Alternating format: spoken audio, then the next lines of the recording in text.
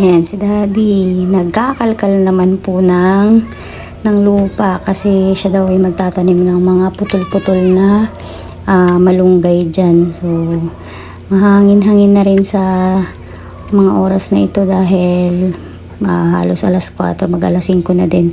Brownout sa bahay. Actually, brownout sa buong Nueva Ecija, kaya naisipan namin pumunta sa bukid para doon mas presko kasi doon kaysa sa loob ng bahay. Ito update ko sa aking tanim na kamatis. So ayan, malago-lago na din siya. Ganun din ang ating mga siling siling Taiwan. Siling Taiwan siya. So ayan, may mga hindi nabuhay pero wala, hindi maiwasan eh. At saka kanina, ayan, kanina umaga nagsimula maglinis sila Daddy at saka si Randy ng mga pagitan ng kada tudling kasi medyo lumalago na naman po ang ating mga puno ng talong pagkatapos iratun. Yan ang iniiwasan natin, yung maging crowded uli sila kasi dyan nagtatago ang mga shoot and fruit borer, yung mga paro-paro kapag malago na masyado yung ating mga puno. At saka syempre mahirap din para sa mamimitas kapag sobrang lago yung puno. Maganda yung ganyan, clear na clear. Ito namang mga parting ito ito ang ating siling panigang.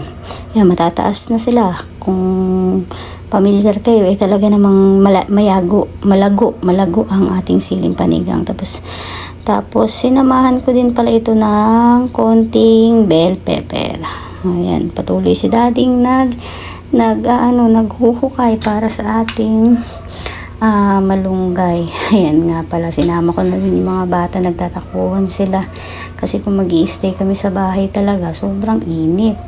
Ang brownout magtatagal ng 6 AM to 7 PM mag-aalas 5 pa lang ng hapon.